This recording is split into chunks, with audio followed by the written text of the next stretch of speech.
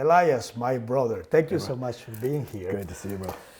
I know you've been here for a holiday because you like Italy so much. Yeah. So what you did? Where you been? I love coming over here, bro. Started out in Rome, went and toured. It's amazing to see the architecture, brother. I love digging into the history and stuff like that. We went to this prison where St. Paul and St. Peter were kept. It's just like, oh my goodness, you read about these stories in the Bible and stuff, and then here is where it took place. The Colosseum right there. We searched through Rome. Man, it's beautiful. Yeah. And so Florence, yes, Venice, Florence, Rome. Venice, Rome, Tuscany. We did a wine tasting out in Tuscany. We have good food and good wine. I message you for everything, brother. This is it's such a difference, by the way. And maybe things will change in the U.S., but my goodness, you come out here, man. I could tell you, we had a very good restaurant recommended to us. Yes. And we went, it was full, couldn't do it. Okay. Went down the street, full, couldn't do it. Yeah. Went down the street, did it, amazing food. Nowhere in America can your third choice be incredible, but here, everywhere is great. Actually, it's the second holiday you're having now, because when we had the Night of Champions for the NWA Championship, we spent a little bit of time together, and you said, I want to do another holiday. Yeah. And so you did, and I just tell everybody that in those 5 days, you taste 3 different type of food. Yeah. Every day for each meal for 5 different days. Yes. So we have a lot of variety in food and wine. And it's all so good, man. But I see you in shape. You look ripped, so you're going to tell me your secret. Because I just... The secret is... train and be a big guy. Well, yes, of course, yeah. And you can't do this. If I lived out here, I feel like I would be, maybe not, maybe I'd be huge. You're going to have good carbs. You're going to be big. Okay, so maybe not. If I ate this way at home, terrible. Oh, yeah. But at home I eat nice and clean and train all the time. I promise you we're going to have finally a pizza tonight. Can't because wait. I was not able to join you in this holiday. I really wanted to, but I was not able to do it. But we're going to have a good pizza. Is Nutella going to be involved at all? Who? Nutella. We're going to have the Nutella pizza.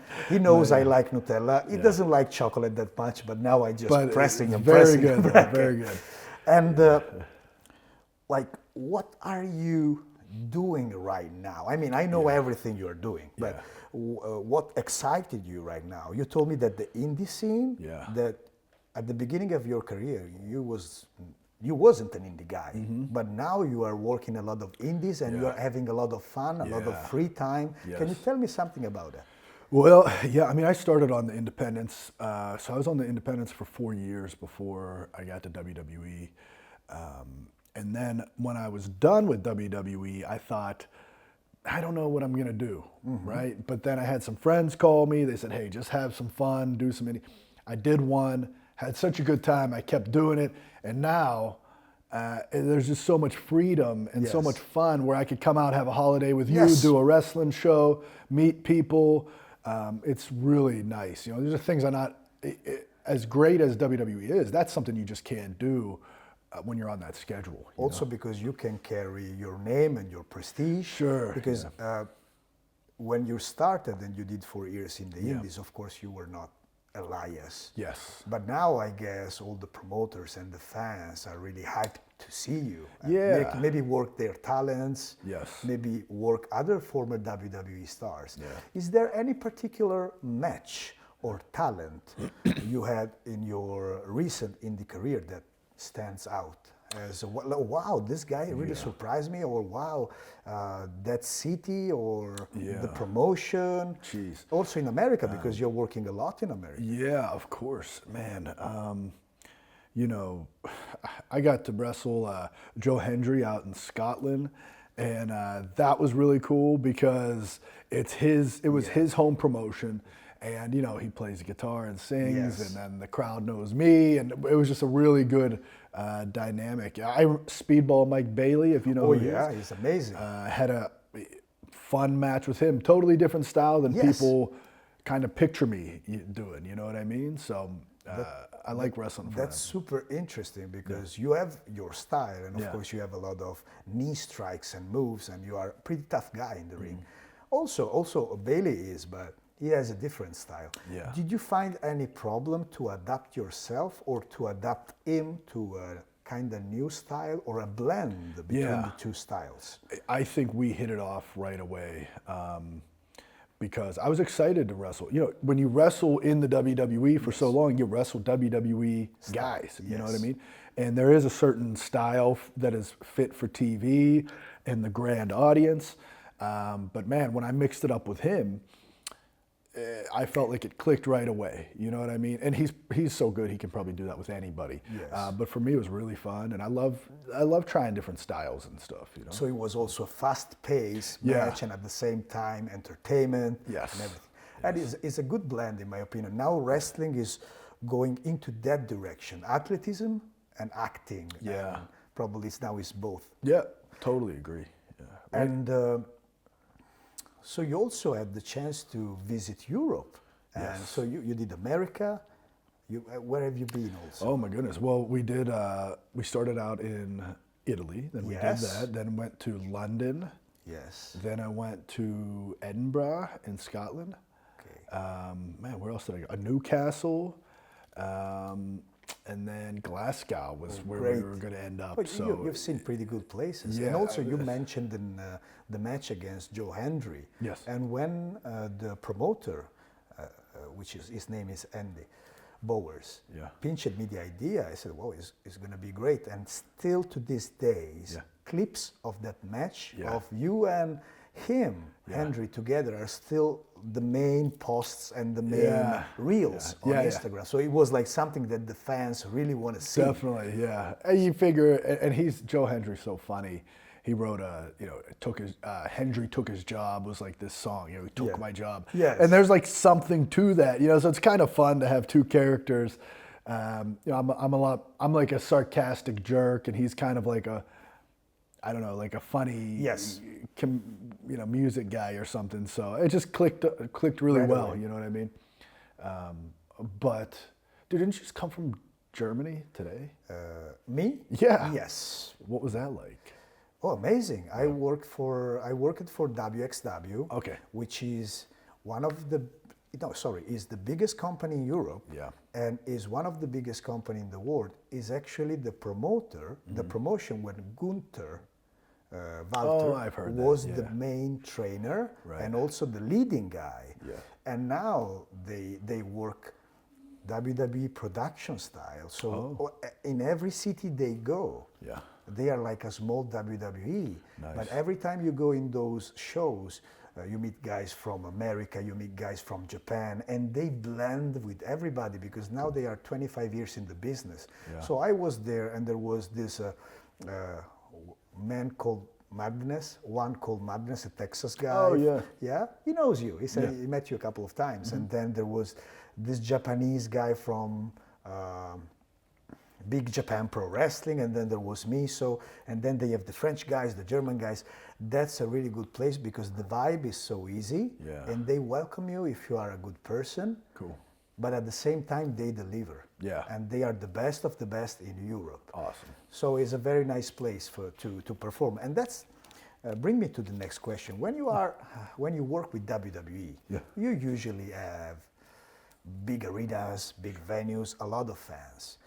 Sometimes wrestlers that come out from WWE start to work the independents because maybe, of course, they need money, they need to keep working, but sometimes they work in places that are not very exciting. Sure. And sometimes they get screwed, sometimes there is no money to pay the fees. Yeah.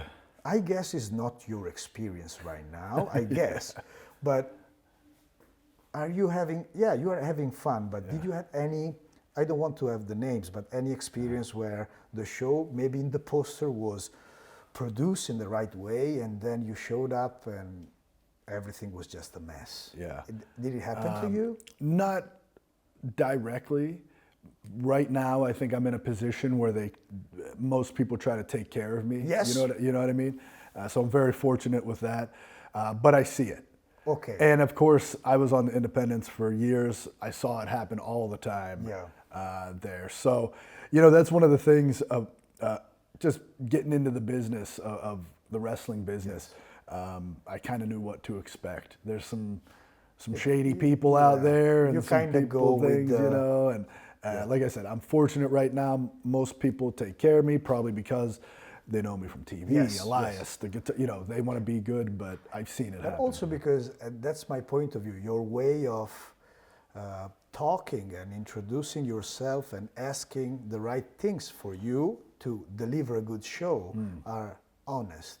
So you are not the kind of guy that the promoter wants to betray, in a sense. I don't know if it doesn't make sense, but sometimes guys, they maybe ask something or they behave in a different way. Maybe they are lazy in the ring. So because of the WWE thing, they then do shows and they are lazy. So promoters sometimes, you know, they do a backlash on that. Yeah, they're not. But so it's happy. not your case. I remember when we wrestled in Verona for the title. Yeah.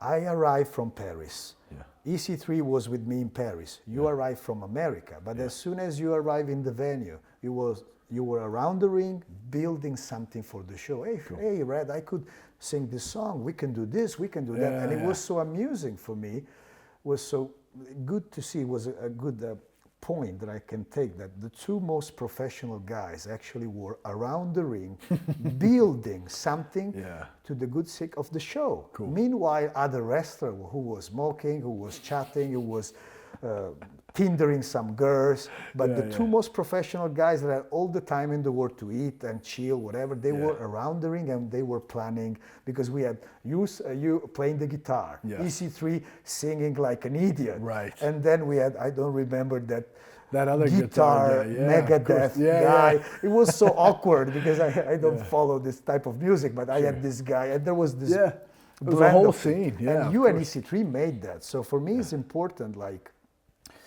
for my work also, see this behavior, because I can apply it. Like, be the guy that is around the ring, be a nice guy, be willing to, not with your body, but be smart to offer something in trade for the bumps. I will give you a show. You don't need all my bumps, but you need me to do this. And that's a good mindset, in my opinion. And of course, you guys deliver, and we did a very good match. But I really enjoyed how you guys were able to talk with everybody and make everybody feel part of this main event / singing / everything that was in between. Yeah, cool, dude. Man, like, it goes a long way, man, the way you treat people, you know what I'm saying? And people see that too.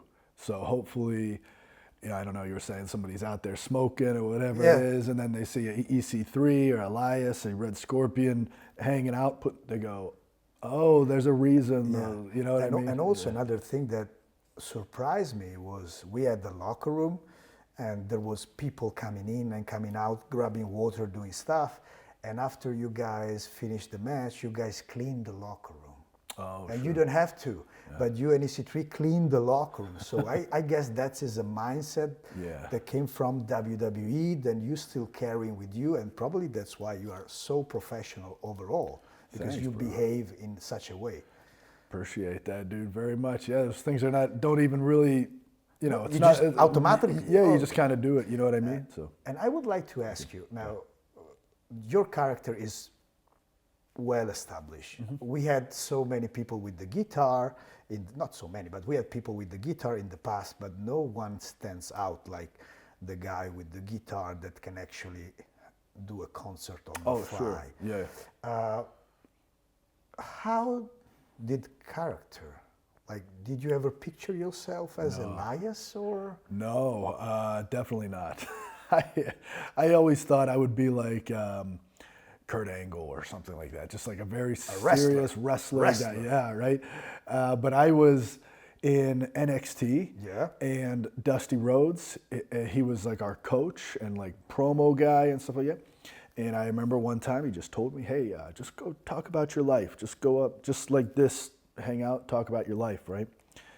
And I mentioned that I like to play guitar and blues and this and that. And he said, what about next week? Maybe you bring the guitar and, show me or whatever, right?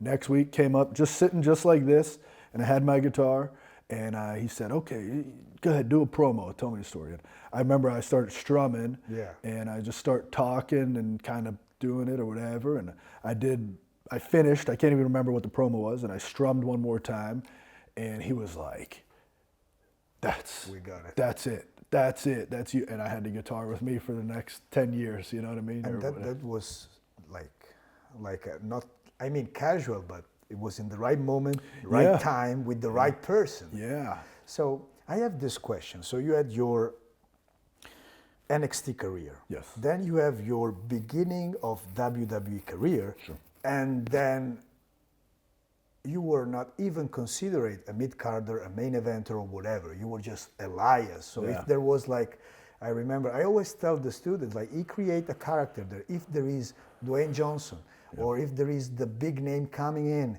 if there is John Cena or Undertaker, they need him because he can do something cool, and at the same time he can put the guy over. So my question is, when you were in NXT, when you were at the beginning of your WWE career, and when you became a character that transcend the low card, mid card, main event, whatever, who were the most important figures in terms of advices? We got probably Dusty Rhodes in NXT. At the beginning of WWE, who were the guy that actually took a little bit of time to put you in the map? Man, so, I mean, I can remember when I got called to Monday Night Raw. I remember Triple H saying, now the real work begins. Like, now it really gets tough, right? All these years of how hard it is, now it really gets tough. And so I said, oof, okay, here we go, man, right? But I had, what a lot of people don't maybe know about my NXT career is in NXT, on NXT TV, I really wasn't used very much.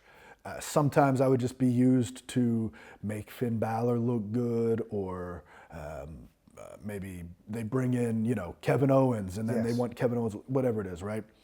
And then they would just use me to just, okay, make him look good. But all the while, I was developing my character, and I was getting very popular on the live events. Okay, so now I was one of the most popular. I didn't know that. Yeah. So I was doing my thing, you know, who wants to walk with Elias? Dude, I was doing this on the live events and getting very, very popular. And Vince McMahon saw that. And so when they brought me to Monday Night Raw, they took what I was doing on the live events and they put it on TV. So now he says that, and then it got very popular on TV, see? So probably the second part, like the beginning of your WWE career, it was very short, because then it was put in the spot of Elias, and then it was just rolling and rolling and rolling. It just took off, I know you had a lot of good matches with John Cena and many other guys, but who really took time? Let's say you had a match with the guy, and it like sit down and said, hey, now you can do this, you can do that. It's good if you behave this way in the ring. Who were the guy that actually helped you elevate your style and charisma and prestige? So I have to give credit to Terry Taylor. He is like an incredible coach. He just understands how to make a star, how to make them look good in the ring and stuff like that, right? So he would teach us a lot, and he taught a lot of us. So then working with Finn Balor, working with Seth Rollins and Roman Reigns, which I had a couple matches on TV with Roman, but I had a lot of live events with Roman. So I got to, you know, you get to just absorb this and the pacing and the movement and the crowd. And so, I mean, geez, coach-wise, Terry Taylor, and Vince McMahon. He would always give feedback, and sometimes he'd yell it at you, sometimes he'd be very loving, but it was always feedback.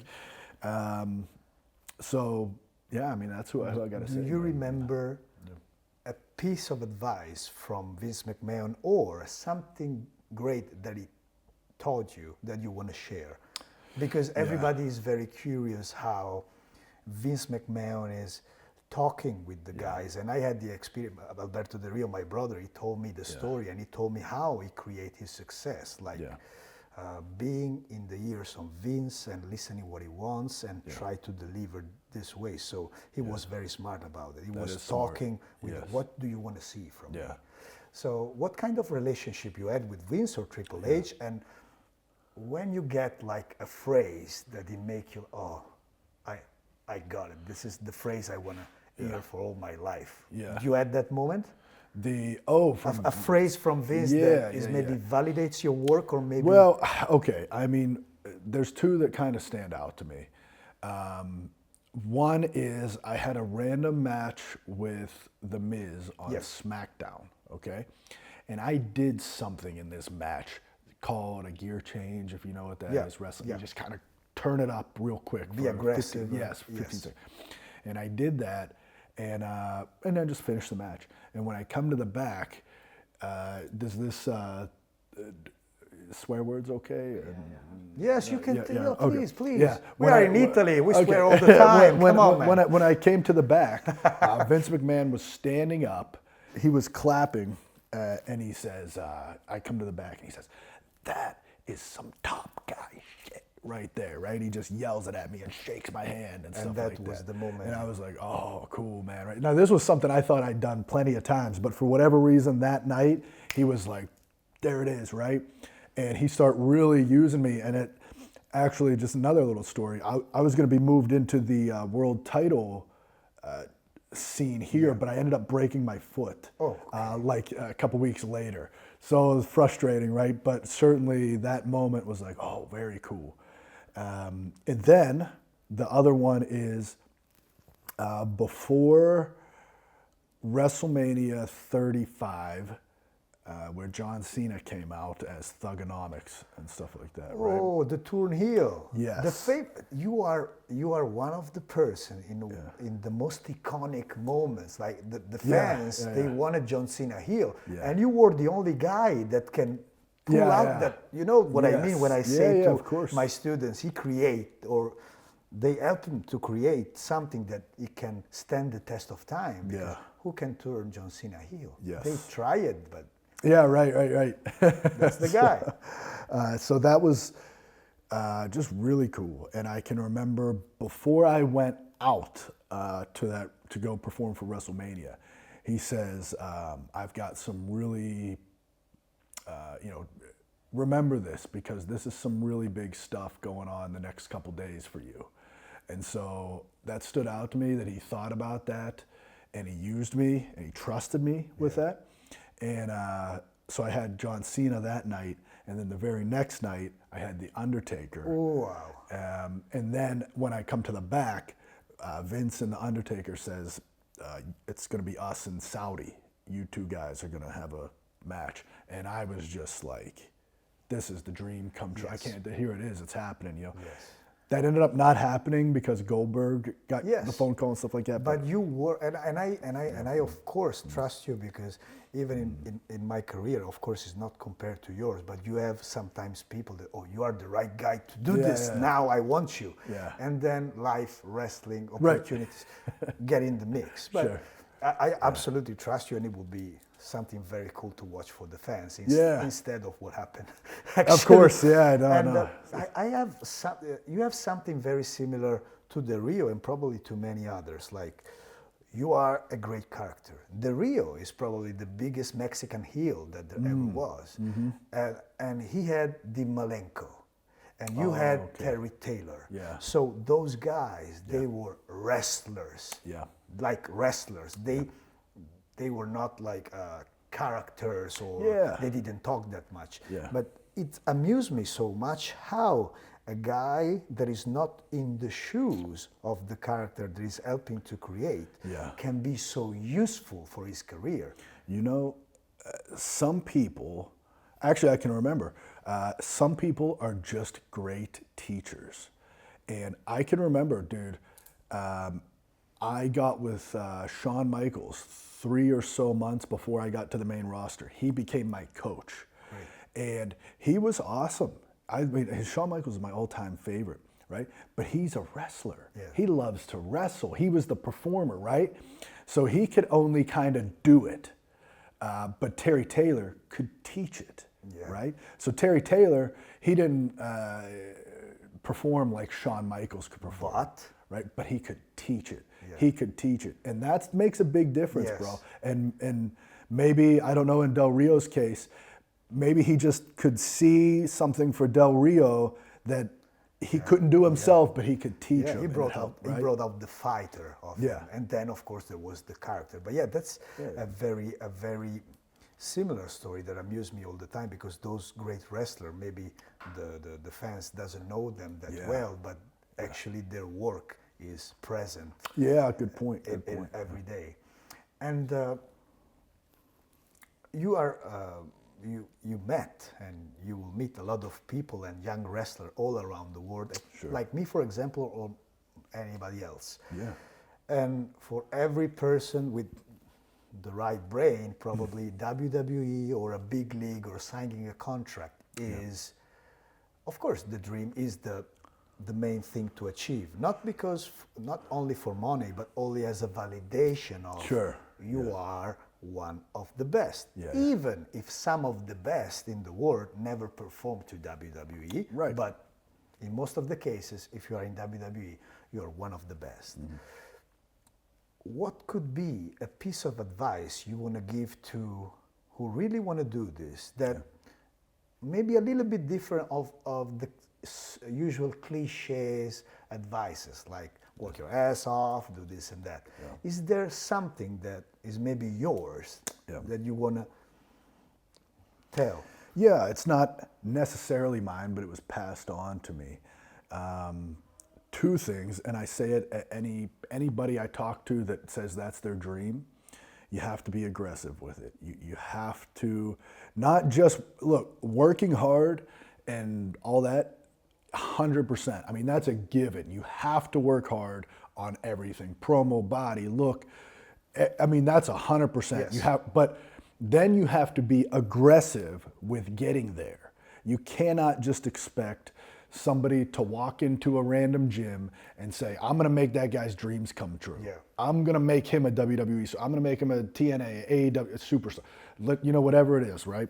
So you have to be aggressive with that. And stand out. And then sometimes no means not yet. That was passed on to me from Shawn Michaels. You're going to hear no a lot of times on your way. Get used to it. Go up, right? Just get used to it. Learn from it. Take it. Sometimes no means not yet. Those two are great advices, because sometimes, and you know this better than me, guys focus on moves, but I know that most of the businesses I did were in the locker room or outside of the scenes, being present, being there. But you told me the first one, and the second one you didn't come out, but yes, get used to the no's is a big thing. I have another question for you. You are, and I tell you this all the time, you are one of the most normal person, mentally stable person I met in wrestling. He is normal. Many others, nice guys, but they are weirdos. But your character is over the top. So I was at the seminar, I was watching a little bit, and the other promoter came out and said, oh, he's so nice. He talk very low, he's very polite. And then you see Elias in the ring, and he sing and shouts, and he's over the top. You consider yourself a shy person or a private person, and how you manage to bring everything out? Like, because we know some guys, we know few guys like that. The thing you see in the ring is the same you see outside. And sometimes it's too much. Like bring the car, like they are weirdos. But you're like not a normal person in terms of physique, of course, but like normal.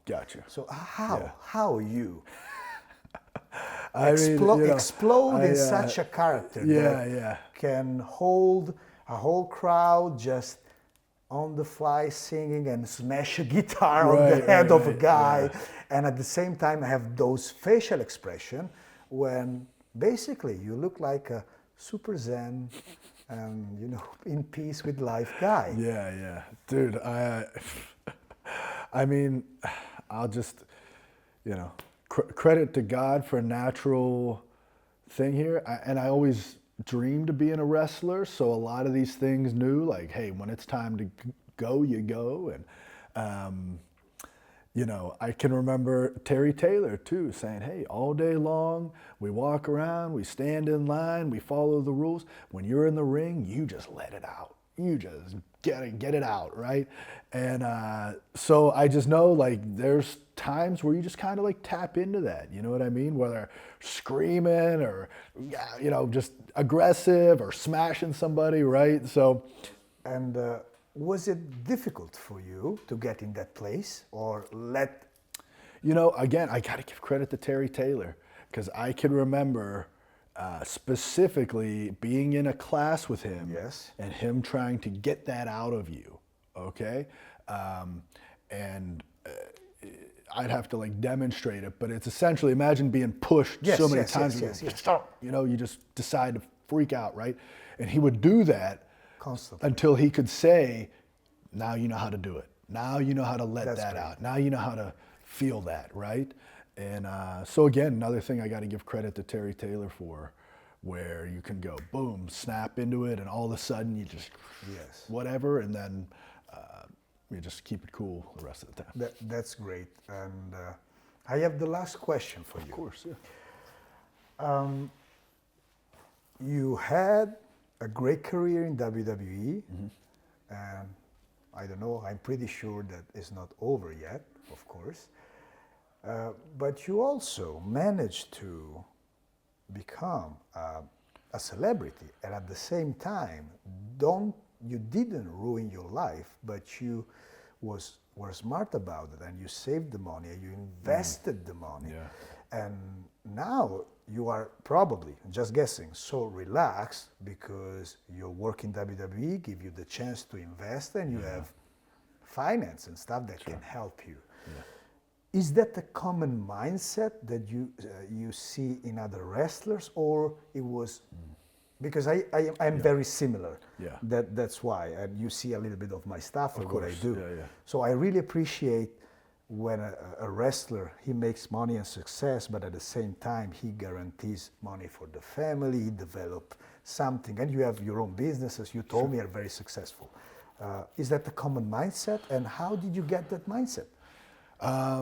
Okay, I don't think it's very common, because wrestling is so unpredictable. Yes. Right? Now, I was very fortunate to sign a good contract, make good money for a few years, you know what I mean? But even the average WWE wrestler, you know, it's tough because it's not long term, you know? So you have to be smart with that. I was raised in a very finance savvy family. So my dad understands how to invest and things like that. Italian. It's like Italian, my father is Italian, so we had the same save, invest, he was save, raised in buy houses. We Italians, we do that. Of course, all the time. That's an Italian when you have thing. money, you buy a house. That's it. And then I've had a neighbor of mine who's a investor. He's taken me under his wing and taught me things as well. So I'm very open. I'm always open to learning new avenues to pursue, to where money can be, you know, generated, and to provide for people and help people and things like that. You know what I mean? So basically, in this interview, you express the concept that you are what you are because of your willing to work and learn, and because you was lucky enough to meet the right people. And so the right mentors. Of course. Let's say, to close this thing, you are my mentor, and for 1 minute you can mentor me. What will be, because you know me, you kind of know, we share Nutella, we share pizza, we share mentally normal thoughts. Yes, of course. What you will say to me if you can put yourself in the place like the mentor, like, okay, I consider him my kind of project, I am his mentor. I want to tell you that it can be nice or bad based on what you saw. Like, you should stop to behave like this, you should to focus to that, or whatever it is. As a mentor that had a lot of mentorship, what you will say to me to help me in my career and also other young guys? Well, see, you already know a lot. You already know so much. And of course, you understand investment, looking forward, things like that. Man, where you're at in your current career, taking all that into account, you're saying? When the big opportunities come up, and I think they are coming soon. Do not hold anything back. Do not leave any stone unturned. Ask everybody any question. Don't be afraid to look stupid and ask a question. And because this is, you have dreams too. And you just said, you know what I mean? Validation and all that stuff. And I want everybody to live their dreams and make money and all that. But, as you approach the finish line, don't pull off the gas. And this is my thinking what I think could come down the line here.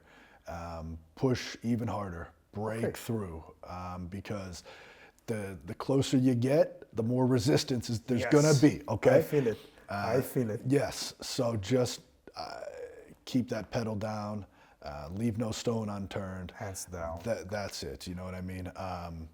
And, I always, no means not yet. That's a big thing that I live by.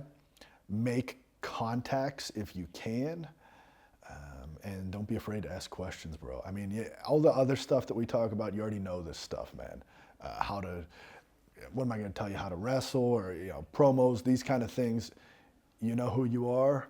I think huge star in Italy. I think can be huge star worldwide. So let's my make brother, it happen. thank you so much. It's always a pleasure talking with you, but we create this to share because you have a great mindset to everybody that is going to see the interview or listen to the interview. Nice. Thank you so much. Yeah, of course, brother. Thank you, man. Thank you.